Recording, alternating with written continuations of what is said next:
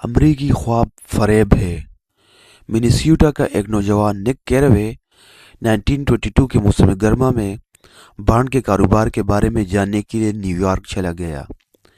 वो long island के waste egg district में एक मकान किराए पर लेता है, जो कि नए अमीरों की आबादी वाला एक अमीर लेकिन गैर तरक्की याफ्ता इलाका है।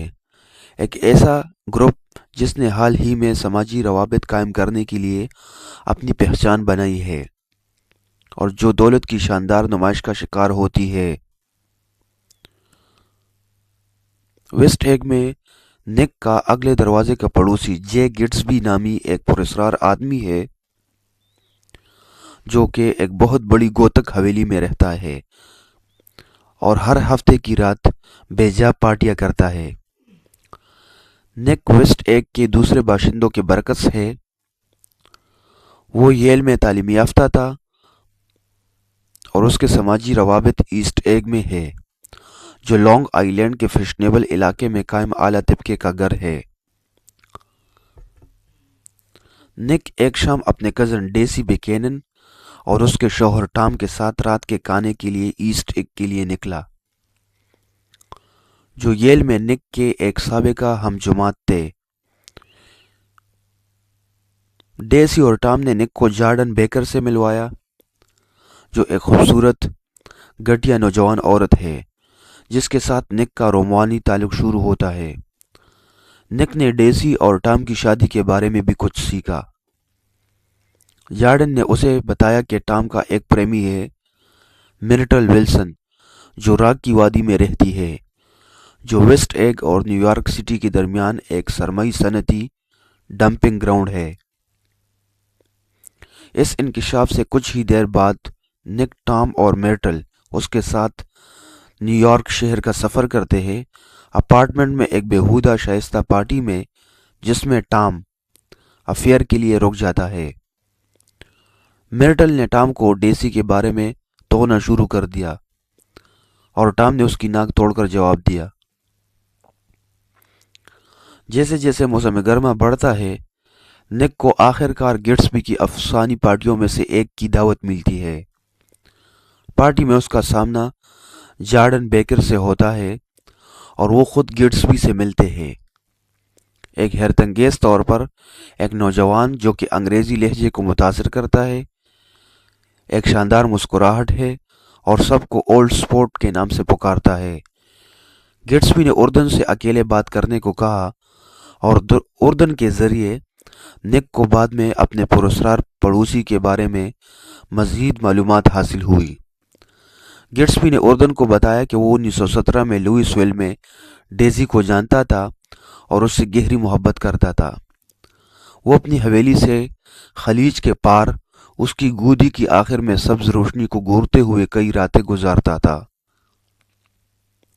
गिट्सबी का इसराफ तर्ज जिंदगी और जंगली पार्टियां डेसी को मुतासिर करने की महज एक कोशिश है। गिट्सबी अब चाहता है कि निक अपने और डेसी के दरमियान दोबारा ताल्लुक का बंदोबस्त करे, लेकिन उसे डर है कि डेसी इससे मिलने से इनकार कर देगी अगर वो जान गई कि अब भी उससे प्यार करता है। निक डेसी को अपने घर चाय पीने की दावत देता है, उसे ये बताए बगैर कि गिट्सबी भी वहां आएगा। इब्तिदाई तौर पर अजीब व गरीब रीयूनियन के बाद गिट्सबी और डेजी ने अपना राबिता दोबारा कायम किया। उनकी मोहब्बत फिर से जाग उठी। वो एक रिश्ता शुरू कर देते हैं। थोड़े ही अरसे के बाद टॉम को गिट्सबी के साथ अपनी बीवी के ताल्लुकात पर शुबा बढ़ता चला गया।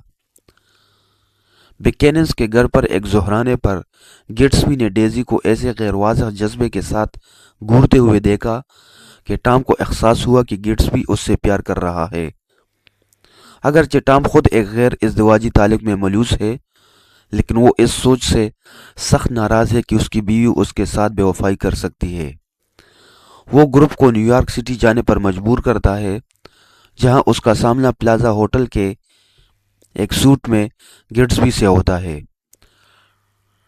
टॉम ने दावा किया कि उसकी और डेजी की एक ऐसी तारीख है जिसे गिट्सबी कभी नहीं समझ सकते थे, और उसने अपनी बीवी से ऐलान किया कि गिट्सबी एक मुजरिम है اس کی خوش قسمتی شراب اور دیگر قانونی سرگرمیوں سے حاصل ہوتی ہے۔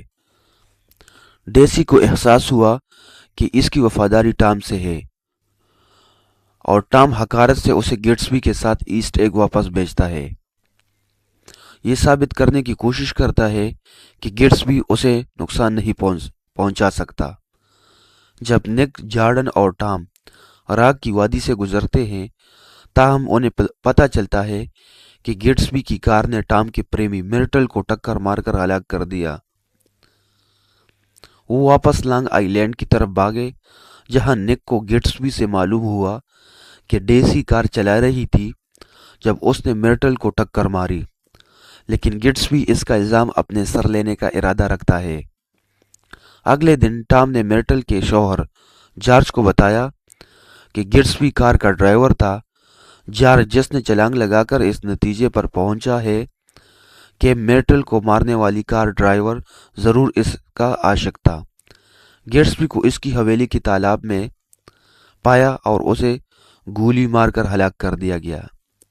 اس کے بعد وہ خود کو گولی مار دیتا ہے۔ نک گیٹسبی کے لیے ایک چھوٹا سا جنازہ نکالتا ہے، اردن کے ساتھ اپنے تعلقات کو ختم کرتا ہے اور گیٹسبی کی زندگی کے آس پاس کے لوگوں کے لیے اور مشرقی ساحل کے امیروں میں زندگی، خالی پن اور اخلاقی زوال کے لیے اس نفرت سے بچنے کے لیے واپس مڈ ویسٹ چلا جاتا ہے۔ نک اس بات کی عکاسی کرتا ہے کہ جس طرح گیٹسبی کی